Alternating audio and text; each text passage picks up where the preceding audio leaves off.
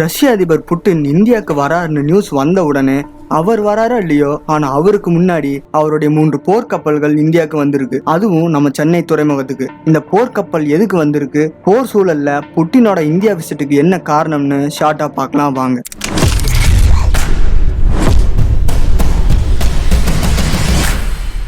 Russia Ukraine போருக்கு அடுத்து முதல் முறையா இந்தியாவுக்கு வராரு ரஷ்ய அதிபர் புட்டின். இந்த நியூஸ் தான் அமெரிக்காவுக்கும் ஐரோப்பிய நாடுகளுக்கும் மிகப்பெரிய ஷாக்கை கொடுத்துருக்கு. என்னதான் ஐரோப்பிய நாடுகளோட ப்ரெஷர் இந்தியாவுக்கு இருந்தாலும் இந்தியா ரஷ்யா ஃப்ரெண்ட்ஷிப் இன்னும் வளர்ந்துகிட்டு தான் இருக்கு. குறிப்பா பாதுகாப்பு துறையிலையும் சரி, வர்த்தக துறையிலையும் சரி சேர்ந்து பல உயரங்களை எட்டிக்கிட்டு தான் இருக்காங்க. நம்ம பிரதமர் மோடி 2024 ரஷ்யாவுக்கு 2 தடவை அரசுமுறை பயணமா போயிருந்தாரு.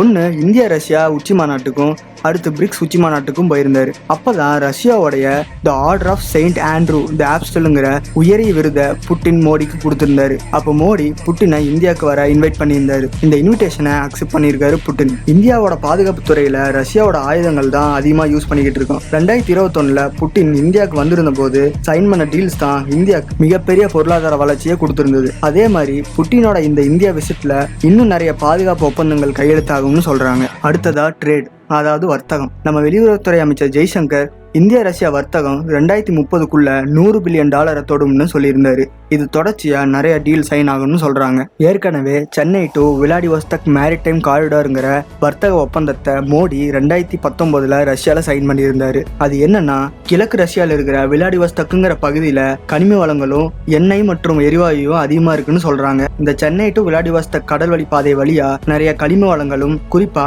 க்ரூட் ஆயில், பெட்ரோலியம் கேஸ் எல்லாம் இந்தியாவுக்கு ஸ்பீடா கிடைக்கிறதுக்கான ஆக்சஸ் கிடைக்குது. இந்த வளங்கள் இந்தியாவுக்கு ரொம்பவே பெனிஃபிட்டா இருக்கும். இந்த கப்பல் கிழக்கு ரஷ்யால இருந்து ஜப்பான் கடல் வழியா சவுத் சைனா சீக்கு வருது. அங்க இருந்து மலாக்கா ஸ்ட்ரைட்டை கிராஸ் பண்ணி பே ஆஃப் பெங்கால் வழியா சென்னைக்கு வருது. இந்த சீ ரூட்னால இந்தியாவுக்கு பெனிஃபிட் ஆகுறது மட்டும் இல்லாம சவுத் சைனா கடல் பகுதிகளில் இந்தியாவோட ஆதிக்கத்தை அதிகரிக்கவும் இது உதவுது. இப்ப இந்த சென்னை டு விளாடிவோஸ்டாக் மேரிடைம் காரிடோரை இன்னும் மேம்படுத்துறதுக்கான விஷயங்கள் பேசப்படும்னு சொல்றாங்க. ரஷ்யாவோட 3 போர்க்கப்பல்கள் இந்தியாவுக்கு வந்திருக்கு, அதுவும் சென்னைக்கு.